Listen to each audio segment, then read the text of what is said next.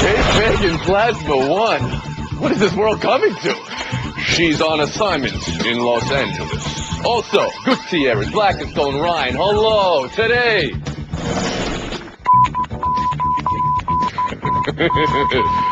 Always fun. Also, Ollie and the Thunder, Peterson versus the Clock, and the Rock's legs, which will also make you say,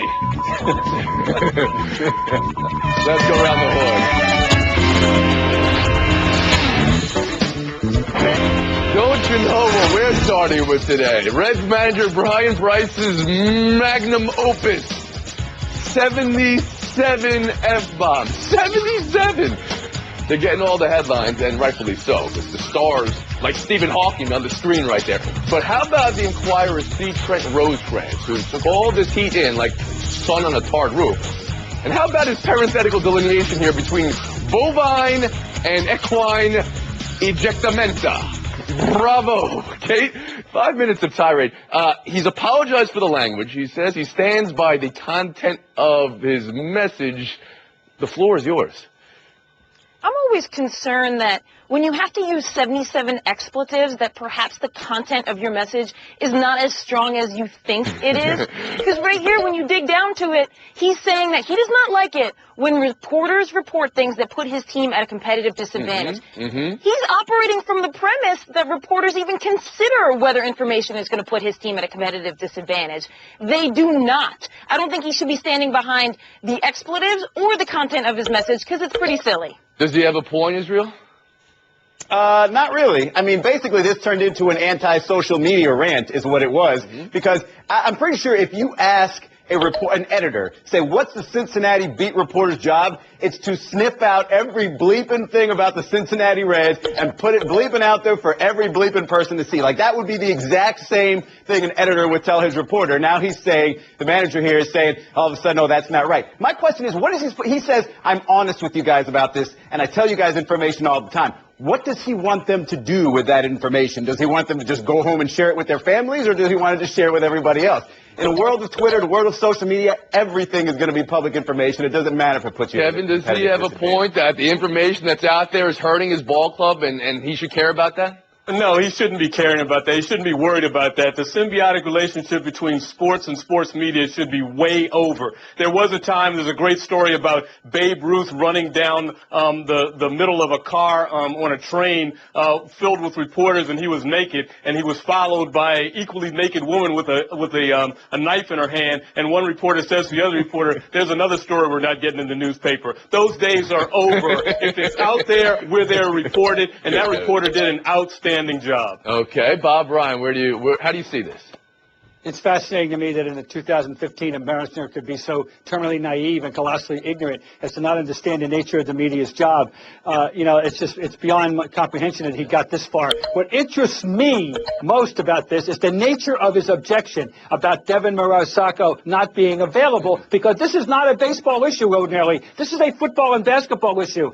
I come from a world here in Boston where manager after manager enumerates what pitchers are available and not available on a nightly basis because they've pitched 2 or 3 days in a row, whatever it is. What batters may or may not be available for pinch hitting duty. It's part of the deal. But you also come from a world in Boston where the football coach does the exact opposite of that. So my point is, but wait a minute. Can a manager be upset about information about his team being out there that he doesn't necessarily want out there? That's the question, Bob. Render to football the things that are football and to baseball the things that are baseball. We're talking baseball here. Is this forgivable in the end? Is it forgivable for Price now can he apologize and we can all move on, Israel?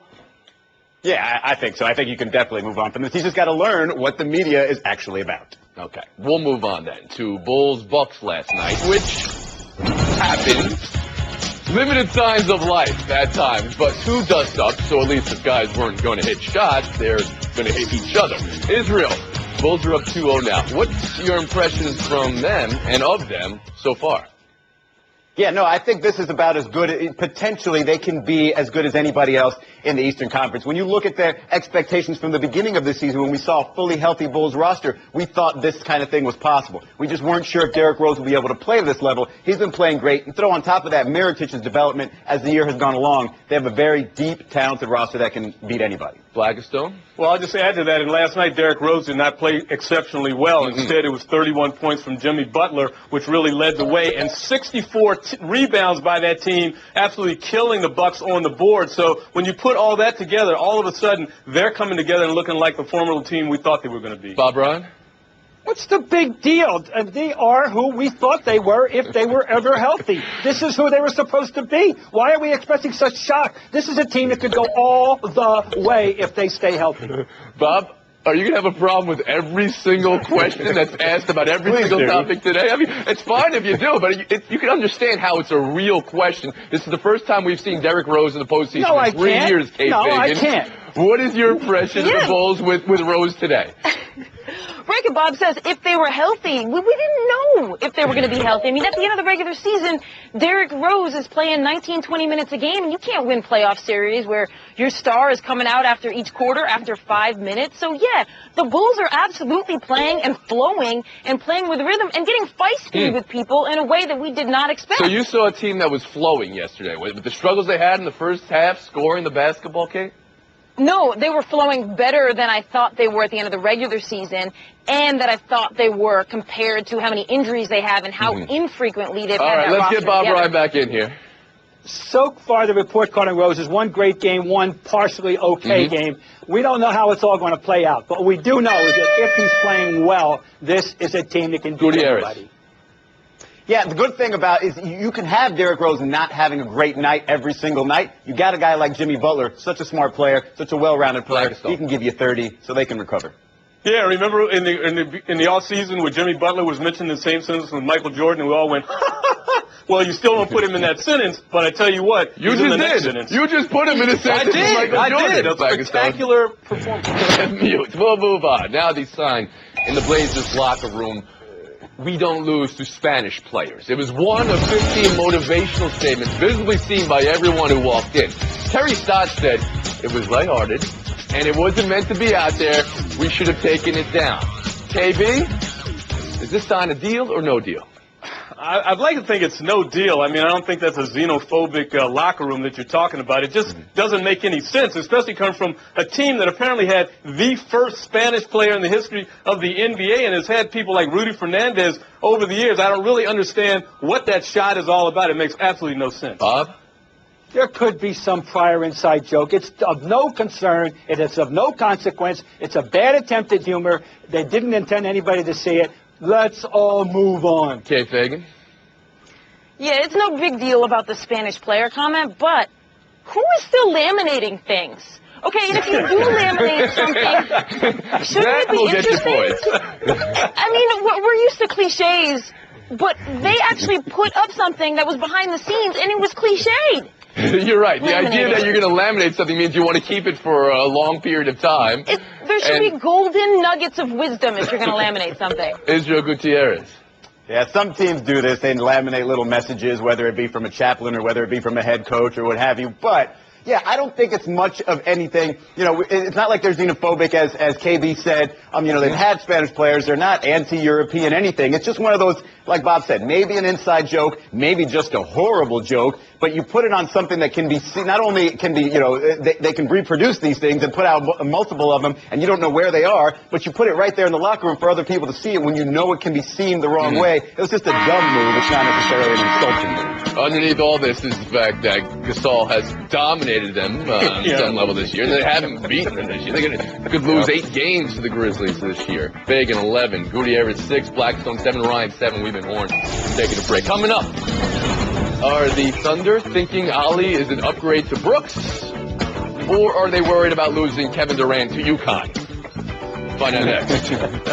Geico presents Strange Saving Stories. Astronomers detected an interstellar transmission. It stated, Geico, 15 minutes could save you 15% or more. The implications were staggering. Was the cosmos telling us we could all save hundreds on car insurance with Geico? Or did their radar merely pick up a signal from the nearby Rufus and Clyde's morning show? We may never know.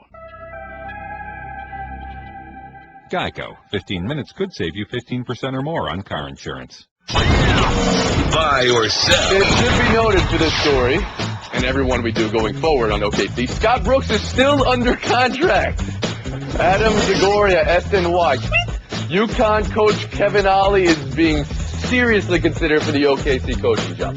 We heard this whispered last year too, Kate, and part of it, of course, is his relationship with Durant. They were teammates for the better part of a year. Buyer still the idea of getting rid of Brooks, bringing in Ollie. I sell it. I just don't think the timing's right. Ollie has a $5 million buyout from UConn. So why don't you wait a year if you think it's going to bring KD back? That's not happening until a year from now. Bring Brooks back, see what he can do next year. And if you still have a problem, then you go and get Ollie, but not right now.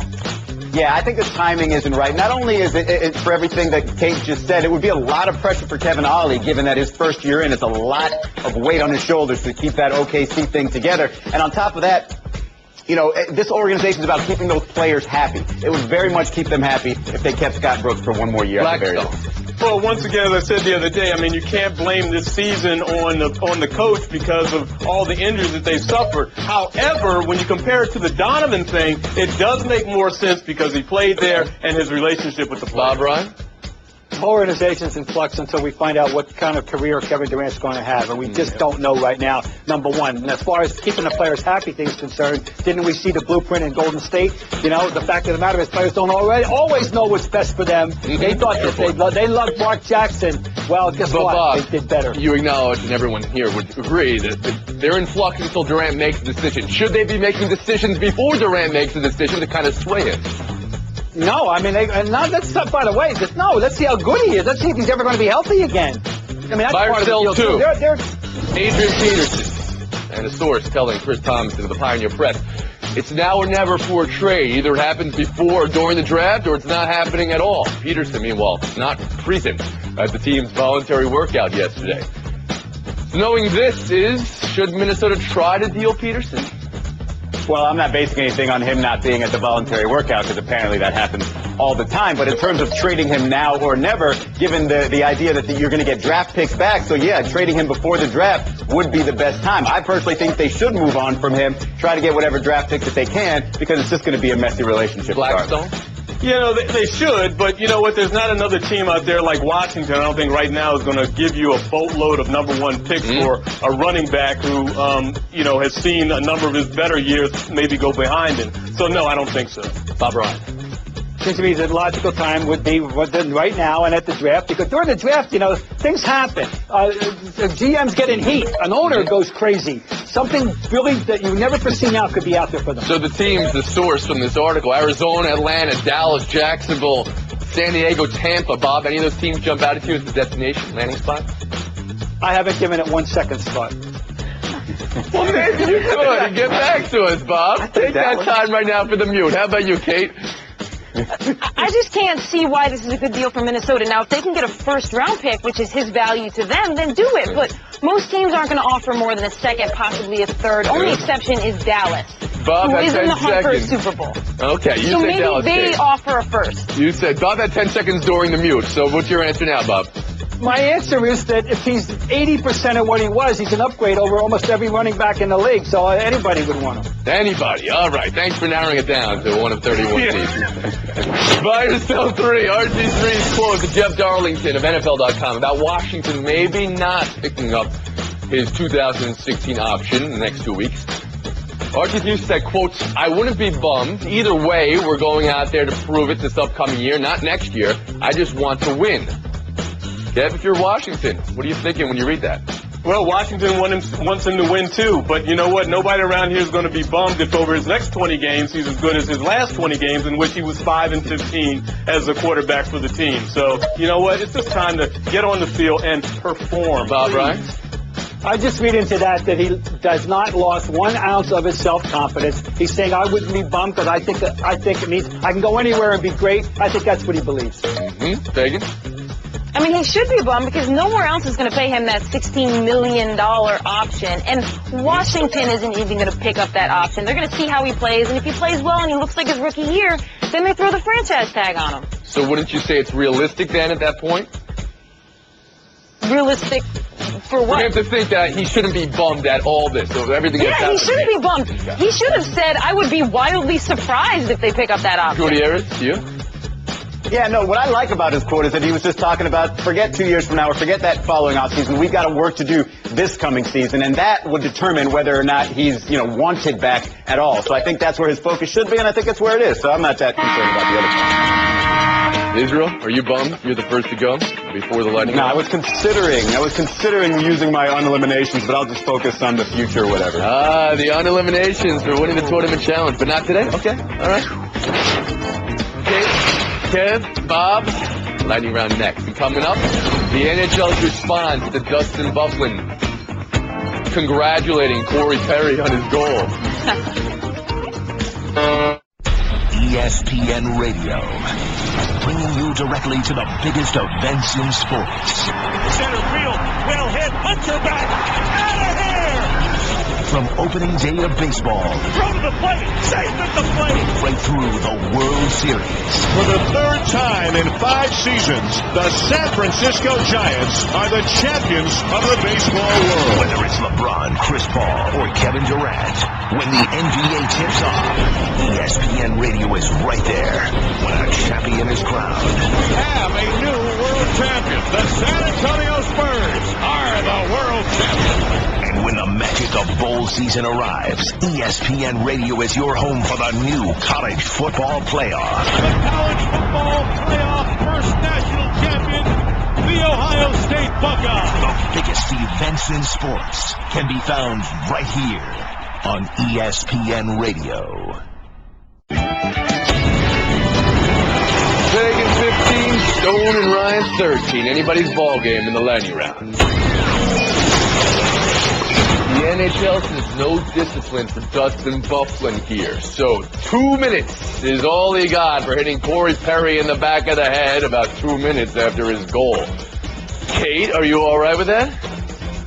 No, this is an all-around fail. Not only should the NHL have come in and offered more punishment, because what other opportunity do you have other than this where you hit somebody after the play to offer punishment for? That's what it's built for. Also, in the media, he didn't even address it. He avoided the question. So, all-around fail. Blackstone?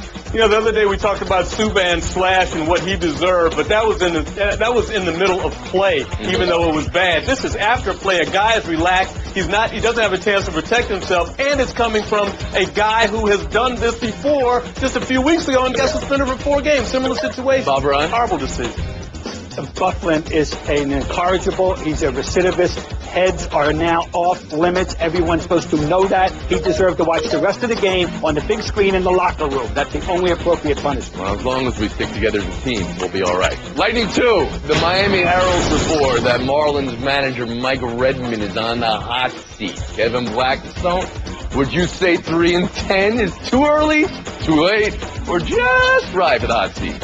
Well, it's not going to get much better for the Marlins. I mean, they're trending downwards in all the power rankings, and for good reason. The thing is that the only guy they've got that can really play is Stanton, and he had a couple home runs and they still couldn't win. Is that all on the manager, or is that on the organization? Too early, I People think. thought this team was on the cusp of turning it around, right, Bob Ryan? Bob, where are you on the Marlins?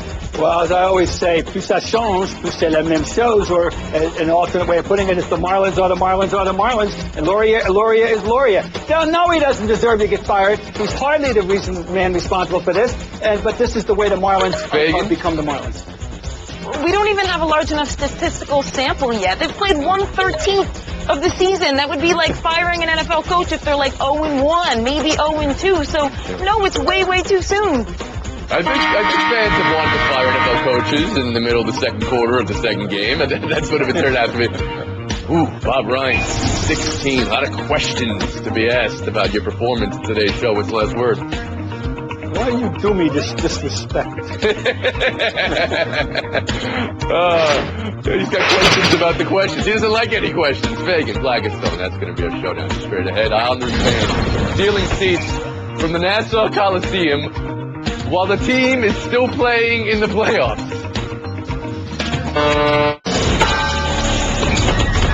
And there were 2. Kate Fagan, Kevin Blackstone. 2 quick ones, 30 seconds of FaceTime. Good luck to you folks. Showdown 1. Mike Budenholzer, Coach of the Year, edging out Steve Kerr and LeBron James.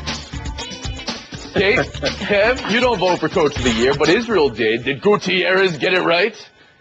Yeah, he got it right.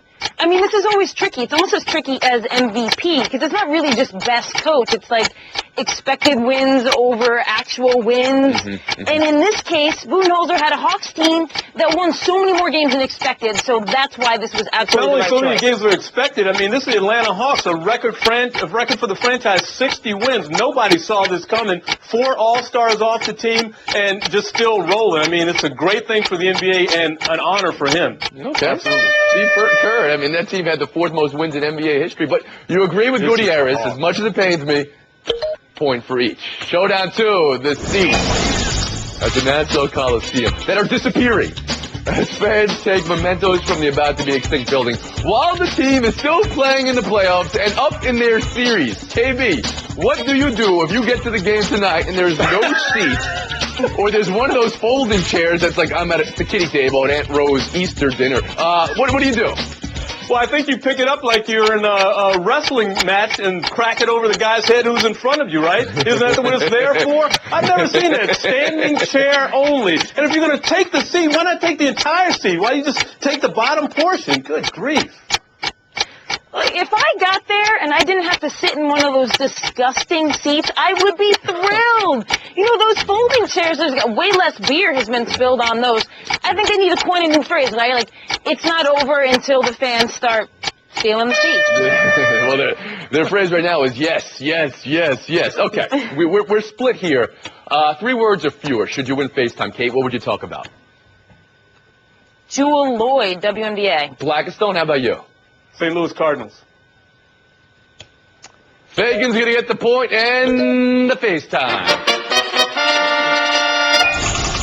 All right, so Jewel Lloyd declared early and was the #1 pick in the WNBA draft. Now, what usually happens at the WNBA draft is that college coaches show up and support their players.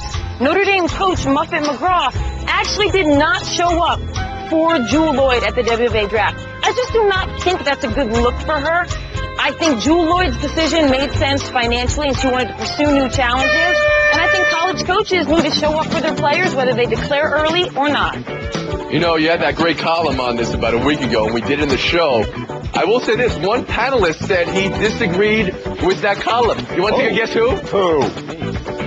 Bill Plaschke?